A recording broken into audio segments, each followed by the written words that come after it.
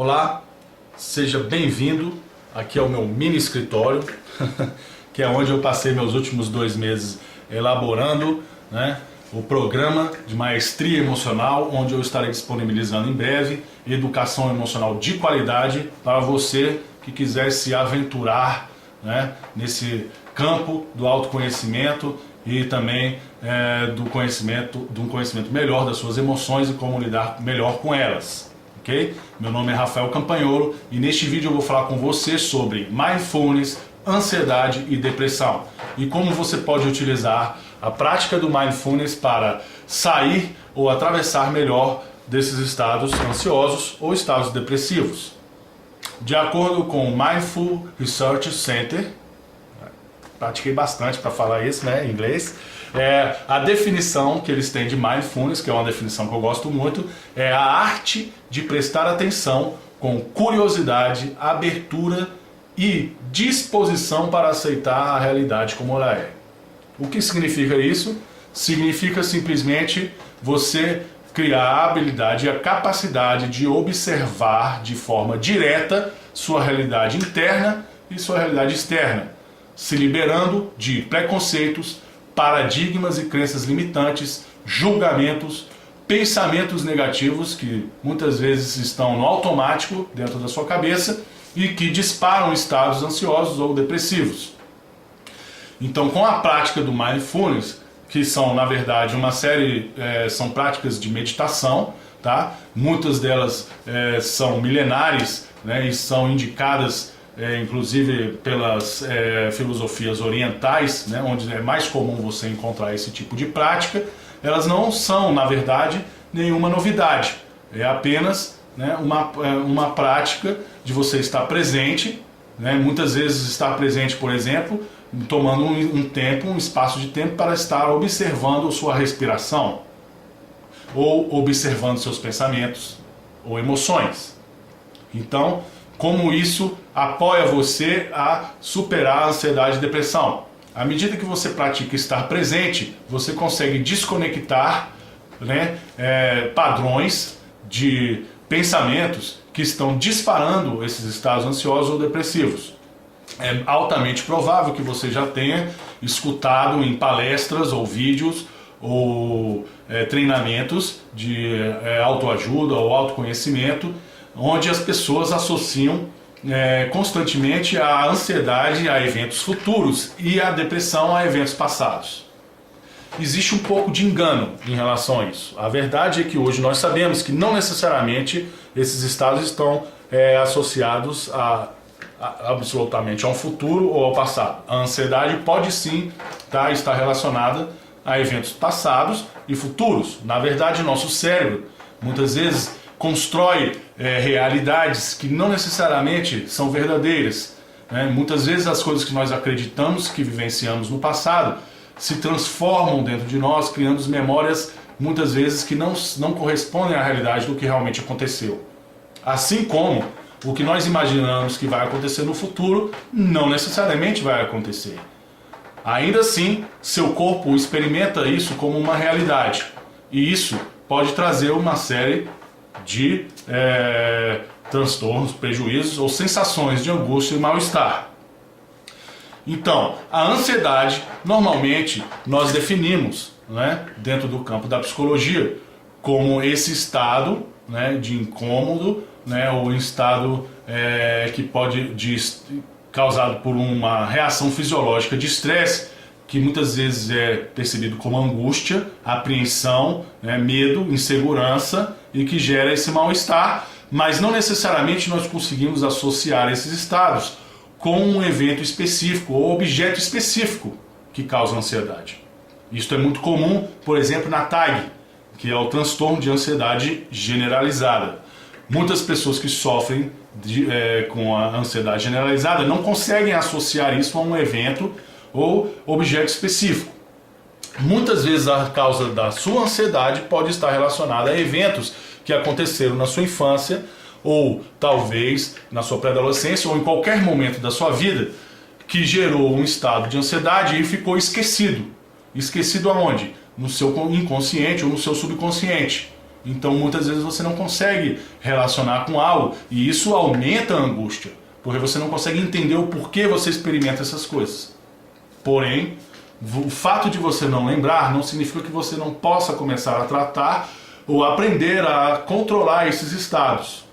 Se você já ouviu falar da Gestalt terapia, Fritz Perls, que é o fundador da Gestalt, ele sempre dizia que às vezes o fato de você tomar consciência de algo já é suficiente para que você cure esse algo. Porém, se você não consegue lembrar, não significa que você não consiga superar. Ok? Se você consegue lembrar, né, através de processos terapêuticos ou psicoterapêuticos, excelente. Isso ajuda muito a você superar esses problemas. Porém, se você não lembra, não fique paralisado, bloqueado na busca, né, das ferramentas corretas para que você possa superar qualquer tipo de ansiedade ou depressão que você esteja atravessando. A ansiedade também está muito ligada ao que nós chamamos dos problemas de fobia, né? Então, quando é um caso de fobia, nós relacionamos isso diretamente também com estados do medo, com a emoção do medo. O medo, né, para diferenciar um pouco da ansiedade, ele ocorre quando nós conseguimos identificar um objeto ou situação específica que desencadeia a emoção do medo. Por exemplo, medo de voar de avião, medo de aranha, medo de cachorro, medo de ficar sozinho em casa, medo do escuro, né? Nesses casos nós conseguimos associar a emoção do medo, né, ou a disparo da emoção do medo a uma causa ou evento ou objeto específico. Ok? Nesse caso nós temos as fobias. E são as fobias hoje nós temos uma série de tratamentos comprovados que funcionam, né? Então, se você está atravessando algum tipo de fobia, busque informação, conhecimento, e se você já tem, não se limite, não se envergonhe de buscar tratamento para essas coisas, porque isso pode aumentar incrivelmente sua qualidade de vida e sua experiência na vida.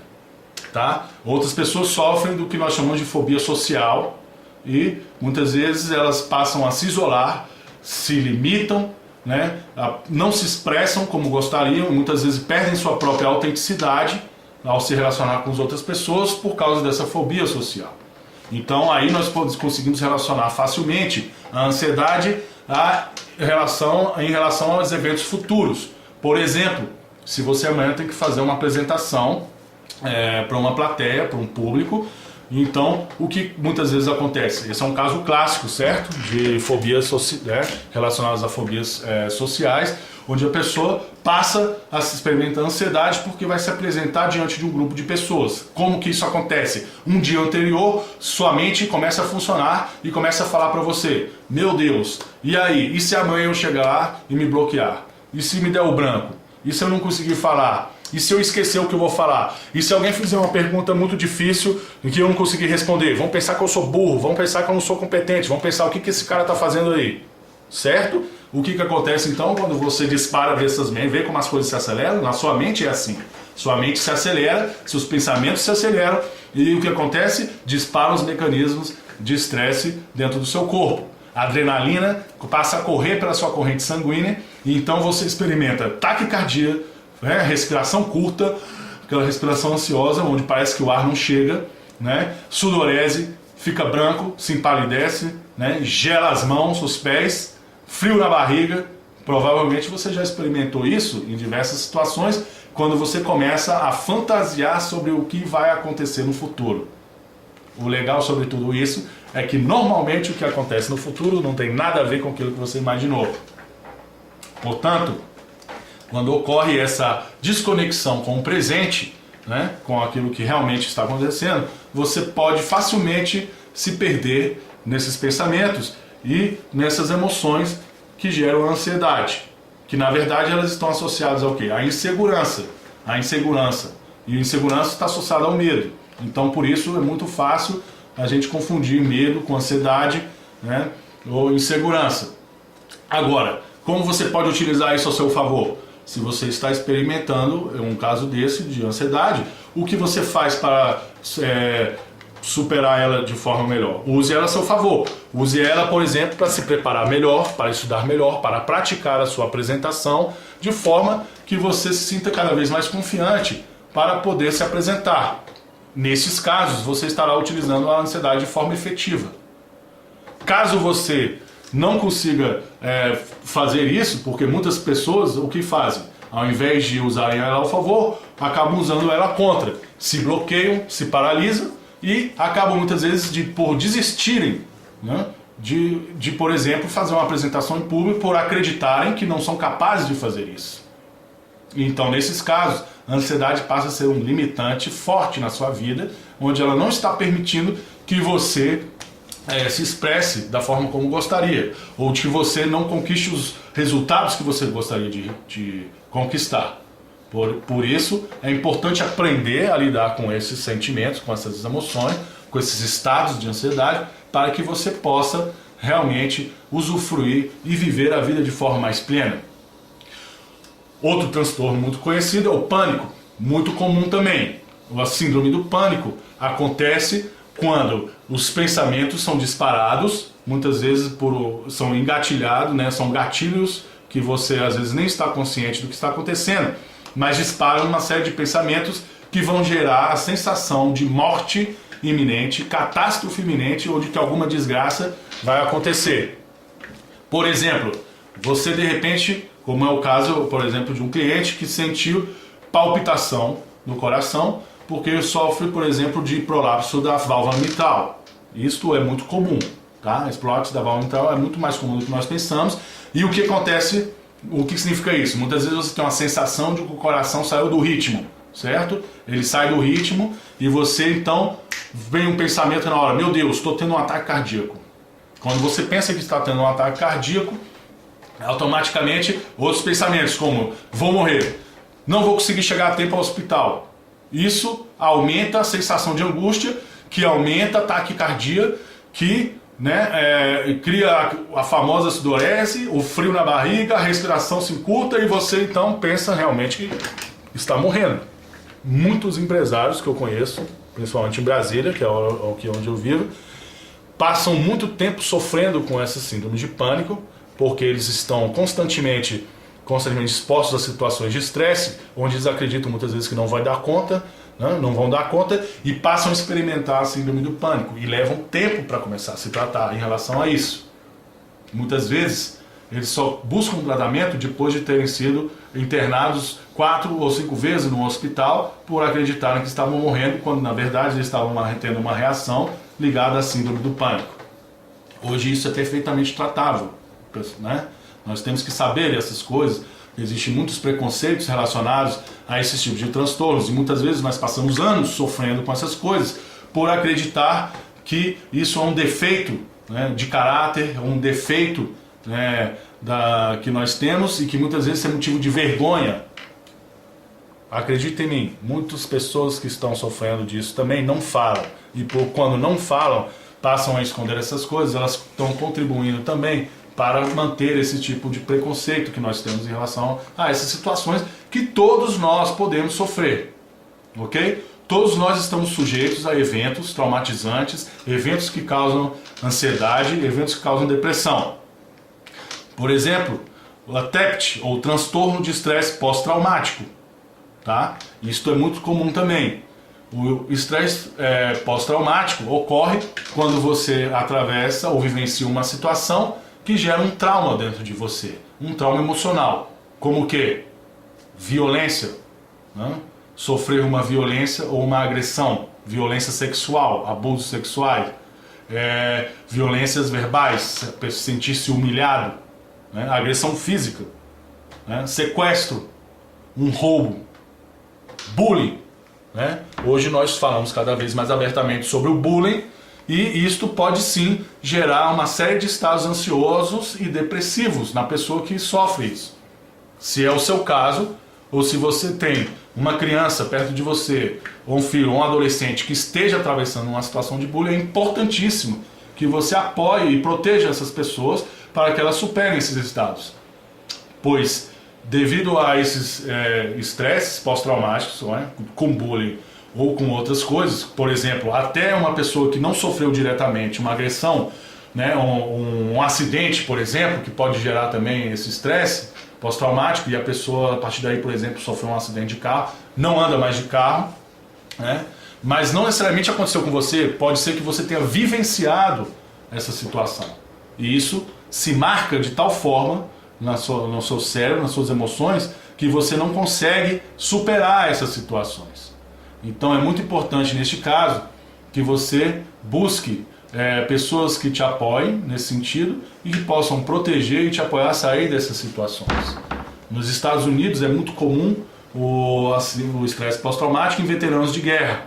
Hoje eles têm pesquisas bem avançadas nessa situação, onde através da terapia de exposição, que é uma parte, uma técnica da terapia cognitiva comportamental, eles têm conseguido superar essas memórias que geram uma série de estados ansiosos, onde a pessoa passa a sentir que ninguém a compreende, passa a ficar calada porque ela não quer falar sobre o tema, porque ela acredita que ao falar sobre o tema isso aumenta o seu sofrimento, ok? O que não é verdade. Hoje nós sabemos que quanto mais a pessoa fala e se abre em relação a isso, mais possibilidades ela tem de atravessar essa situação, tá? E muitas vezes o que acontece? Ela começa a criar uma série de estados depressivos e a tendência a ela utilizar, por exemplo, drogas ou álcool para poder anestesiar essas emoções ou essas memórias é muito grande, tá? Então isso é perigoso. O que acontece nos casos de estresse pós-traumático? Você fica vivenciando constantemente aquela emoção, aquelas imagens ficam automaticamente te bombardeando seu cérebro, de forma que você não consegue esquecer ou superar ou atravessar essas situações. Então, neste caso, eu posso te garantir que o álcool ou as drogas não são o melhor caminho para você anestesiar ou superar esse tipo de coisa. Mas é muito comum. Então nós temos que estar atentos para poder apoiar essas pessoas de forma correta. Buscar os tratamentos e, de forma adequada, buscar os profissionais competentes para superar isso. Ok? Então, esses são alguns dos transtornos ligados à ansiedade. Muitos deles podem estar misturados com a depressão. É muito comum a ansiedade estar associada a algum tipo de depressão ou a depressão estar associada a algum tipo de ansiedade. Não significa que você tem os dois, ok? Não significa isso. Porém, por exemplo, voltando ao estresse pós-traumático ou a fobia social, isso pode sim gerar um estado depressivo grave, porque você começa a se isolar cada vez mais, começa a se ocultar cada vez mais e passa a acreditar que não tem solução, que não existe uma saída para isso. Mas existe sim, ok? Hoje a neurociência tem nos demonstrado que a depressão está muito associada a uma área do cérebro chamada hipocampo, que a hipoatividade nesta região gera sim estados depressivos. Tá? Eles podem ser desencadeados por um evento específico, como eu já falei de alguns, por exemplo, morte de uma pessoa querida, perda de um emprego, separação, eventos traumáticos, ok? Podem gerar também depressão, enfim, e outras coisas que vão gerar um estado na pessoa onde ela normalmente experimenta falta de esperança, falta de fé na vida, falta de fé em si mesmo, ok? E claro, passam a sentir vontade de não fazer mais nada. Muitas vezes pensam inclusive em cometer o suicídio. Se você não sabe, o Brasil nos últimos 20 anos aumentou a taxa de suicídios em 1.900%. Honestamente eu não sei nem o que significa isso em termos de quantidade de pessoas, mas é um dado assustador. Grande parte dos casos de suicídio estão associados à depressão. Então, nós temos que parar com essa bobagem, E se você está atravessando um estado de depressão, ou conhece alguém, temos que parar com essa bobagem de achar que isso é um mal passageiro, pois também está comprovado que quanto mais cedo você começa a tratar a depressão, menos danos você causa ao seu cérebro. Então, muitas pessoas acreditam que não é necessário buscar um tratamento porque a depressão vai passar logo em seguida. E muitas pessoas ficam 1 ano, 2 anos, 3 anos, 6 anos, até 10 anos tentando atravessar um processo depressivo e não buscam um apoio para poder superar isso de forma correta. A medicação muitas vezes é um grande aliado na psicoterapia nesses casos, pois Quanto mais, como eu disse, quanto mais tempo você demora para se tratar, mais prejuízo você causa ao seu hipocampo e mais dificuldade ele vai ter de funcionar normalmente, né, enquanto o tempo não passa, se você não busca ajuda. E alguns medicamentos, hoje nós sabemos que conseguem estimular novamente essa região e recuperar, inclusive, o funcionamento normal dessa região do cérebro que está bem associada à depressão. Então, não perca tempo. Se você está atravessando sintomas de ansiedade e depressão, busque, né, formas de superar essas questões. Busque as pessoas que podem te apoiar nisso, porque é perfeitamente possível superar, ok? Muitas vezes nós perdemos anos preciosos da nossa vida por conta dessas situações, por conta desses transtornos. E se você não percebeu ainda, a vida passa, né? E eu acredito que em essência você realmente não quer perder sua vida porque está deprimido ou porque gerou um tipo de ansiedade que está te impedindo de poder estar presente na sua vida, ok? Então, voltando ao Mindfulness, na verdade se trata de uma prática, né, de você estar presente momento a momento, e com essa prática você consegue desensibilizar ou não se envolver ou não acreditar de forma tão fiel aos seus pensamentos e aos seus estados emocionais. Tá? Estudos têm comprovado, inclusive, que com a prática do Mindfulness ou dessas práticas meditativas ou da meditação, o seu próprio cérebro se transforma, né, e cria novos padrões de funcionamento, novos circuitos que vão te possibilitar ou te apoiar a mudar padrões de hábitos negativos, hábitos que estão te prejudicando, padrões de pensamentos negativos, emoções também que você experimenta como negativas, e que com essa prática constante você passa a se liberar dessas questões e passa sim a viver de uma forma mais plena, com mais qualidade e mais feliz. Hoje é muito comum, dentro da psicologia positiva, nós falarmos de felicidade. E com certeza a felicidade passa pela superação dessas questões que nós temos dificuldade muitas vezes. E estar presente na vida é uma chave importante para que você seja feliz. Ok? Então, o Mindfulness não é, na verdade, um termo muito utilizado hoje na terapia comportamental cognitiva. O pessoal que trabalha com coach, né, os coaches, eles também usam muito esse termo, né, como uma ferramenta para apoiar, né, as pessoas a conquistarem seus objetivos. Eu acredito que também a PNL, o pessoal da programação neurolinguística, também conhece bem esse termo, mas não se prenda a ele, ok? Porque isso é apenas um conceito. Tá? A prática do Mindfulness, na verdade, ela é milenar. Né? Em várias tradições orientais, por exemplo, tem as práticas de meditação para que te ensinam a estar presente. E você não precisa ser budista para praticar essas coisas, muito pelo contrário. Essa é uma ferramenta que está disponível para qualquer pessoa. Essa ferramenta, né, a prática da meditação não é algo novo de agora, né, e nem revolucionário. Revolucionário é você se determinar a praticar isso para poder conquistar mais serenidade, paz e calma dentro de você, para que você possa realmente desfrutar, né, da sua vida e poder viver de forma mais intensa, mais autêntica e com mais amor, né, no coração, mais em contato com as qualidades que estão daí dentro do seu coração. E que se você fica aí perdido nesses seus pensamentos, né, ruminando pensamentos, fantasias negativas e disparando emoções que estão te prejudicando, você pode estar perdendo períodos preciosos da sua vida. Ok? Então eu vou ficando por aqui, te encorajando fortemente a começar a praticar o Mindfulness.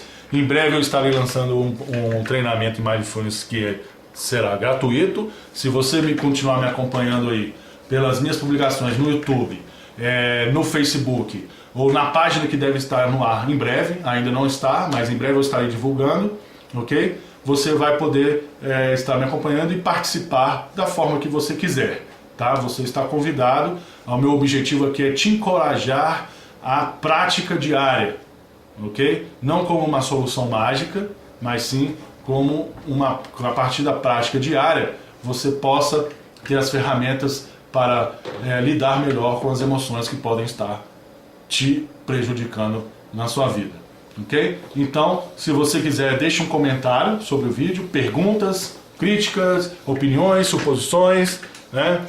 Aquilo que você quiser, sinta-se à vontade e eu estarei respondendo, né, ou comentando, né, à medida do possível, à medida da minha disponibilidade de tempo, para que a gente possa começar a construir, né, uma melhor relação com nossas emoções, ok? Muito obrigado, vou ficando por aqui e te aguardo no meu próximo vídeo. Um abraço!